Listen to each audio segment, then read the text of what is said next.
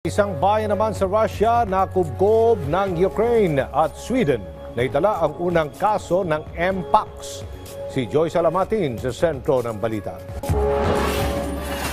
Naitala ng Sweden ang unang kaso ng monkeypox virus sa kanilang bansa. Ayon sa Health and Social Affairs Ministry ng Sweden, isang individual ang nahawaan ng virus matapos magbakasyon sa bahagi ng Afrika. Ito rin ang unang kaso ng Clade 1 strain ng naturang virus sa labas ng Afrika. Mababatid na idineklara na ng World Health Organization ang monkeypox bilang global public health emergency dahil sa paglobo ng kaso nito sa Afrika.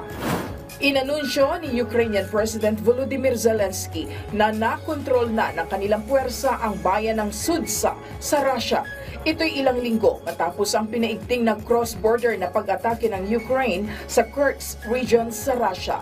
Ayon sa Ukrainian military, patuloy ang pag-usad ng kanilang mga sundalo sa teritoryo ng Russia, kung saan naglagay na rin ng Military Commandant's Office sa Sudza para mapanatili ang katahimikan sa kontroladong lugar.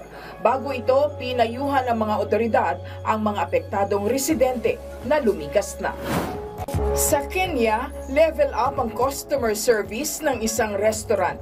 Ito ang Robot Cafe sa Nairobi na gumagamit ng mga staff na robot.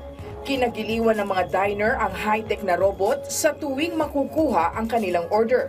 Bukod sa masarap na pagkain, layo ng may-ari ng restaurant na makapagbigay ng kakaibang experience sa mga kumakain sa kanilang cafe. Joyce Salamatin para sa Pambansang TV sa Bagong Pilipinas.